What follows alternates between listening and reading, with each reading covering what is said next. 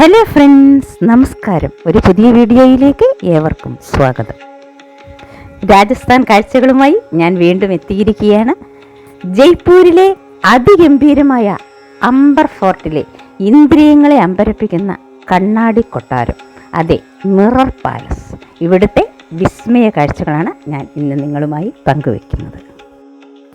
നിശയുടെ നീലിമയിൽ ആകാശത്തിലെ താരശോഭ ആസ്വദിക്കുവാൻ മോഹിച്ച തൻ്റെ മഹാറാണിക്കു വേണ്ടി രാജാ മാൻസിംഗ് രണ്ടാമൻ 16-ാം നൂറ്റാണ്ടിൽ വിലയേറിയ ബെൽജിയം ഗ്ലാസുകളും മരതകവും മുത്തും തുടങ്ങി വിലയേറിയ കല്ലുകളും കൊണ്ട് നിർമ്മിച്ച പ്രണയ സൗധം ശീഷ് മഹൽ.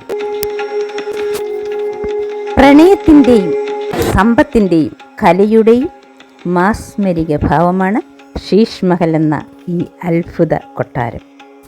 തൻ്റെ ശില്പികളെ കൊണ്ട് സീലിംഗിൽ നക്ഷത്രങ്ങളെ പ്രതിഫലിപ്പിക്കുന്ന ഈ കൊട്ടാരം 1727 മഹാരാജ സവായ് സിംഗ് രണ്ടാമൻ ജയ്പൂർ സംസ്ഥാനം രൂപീകരിച്ച അതേ വർഷം തന്നെ നിർമ്മിച്ചു.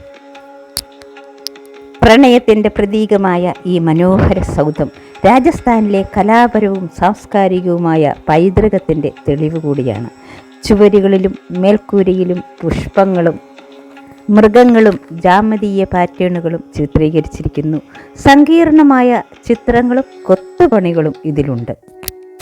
കൊട്ടാരത്തിൽ 2 മെഴുകുതിരി കത്തിച്ചാൽ കണ്ണാടികളിൽ അവയുടെ പ്രകാശം പ്രതിഫലിക്കും. ശൈത്യകാലത്ത് രാജാവ് സുഖ്മഹലിൽ നിന്നും ശീഷ് മഹലിലെത്തും. ശീഷ് മഹലിലെ റൊമാൻറ്റിക് അന്തരീക്ഷത്തിൽ മഹാറാണിയുമൊത്ത് ജീവിതം ആസ്വദിക്കുന്നതിന് വേണ്ടി ഈ മിറർ പാലസ് നമുക്ക് ഇതിൻ്റെ പുറത്തു നിന്നുള്ള കാഴ്ചകൾ മാത്രമേ കാണാൻ സാധിക്കുകയുള്ളൂ. അകത്തേക്കൊന്നും പ്രവേശനമില്ല. വെട്ടിത്തിളങ്ങുന്ന ബെൽജിയം കണ്ണാടികൾ, വിലയേറിയ ബെൽജിയം കണ്ണാടികൾ, 2 ലക്ഷത്തിൽ പരം കണ്ണാടികൾ കൊണ്ടൊക്കെയാണ് ഈ ശീഷ് മഹൽ ഇവിടെ നിർമ്മിച്ചിരിക്കുന്നത്. അംബർ കോട്ടയിലെ ഈ ശീഷ് മഹൽ സമ്പന്നതയും കലാപരമായ സൃഷ്ടി വൈഭവവും കൊണ്ട് ഏറ്റവും ആകർഷകമായ ഒരു കെട്ടിട സമുച്ചയമാണ്. ഗ്ലാസ് പാലസിലെ കാഴ്ചകൾ കഴിഞ്ഞിട്ട് ഞങ്ങൾ മുന്നോട്ട് പോവുകയാണ്. 1610 ഈ ഗ്ലാസ് പാലസ് പണി കഴിപ്പിച്ചത്. അതിമനോഹരമാണ്. ഇടുങ്ങിയ കോട്ടയിലൂടെ ഞങ്ങൾ ഇങ്ങനെ പോവുകയാണ്. മാർബിൾ കോട്ട, വെറും കോട്ടയല്ലിത്, മാർബിൾ കോട്ടയാണ് കേട്ടോ. ഇടുങ്ങിയ വഴിയാണ്.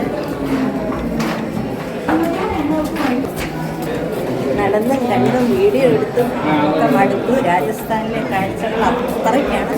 രാജസ്ഥാനിലെ കാഴ്ചകൾ ഇനിയുമുണ്ട് ധാരാളം. ഫസ്റ്റ് ഡേ ആയിട്ടുള്ളൂ.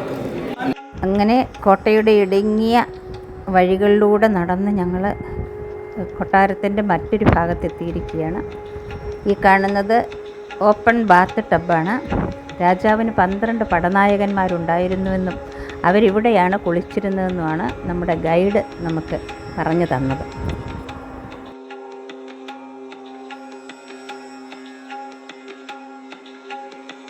പറഞ്ഞാൽ തീരാത്ത ചരിത്രമാണ് ഇവിടെ ഉള്ളത്. ഈ ചരിത്രങ്ങളിലൂടെ നമുക്ക് പോയാൽ ഇന്നത്തെ വീഡിയോ ഒന്നും തീരുകയില്ല. അതുകൊണ്ട് ഞാൻ ചുരുക്കുകയാണ് എല്ലാവരും.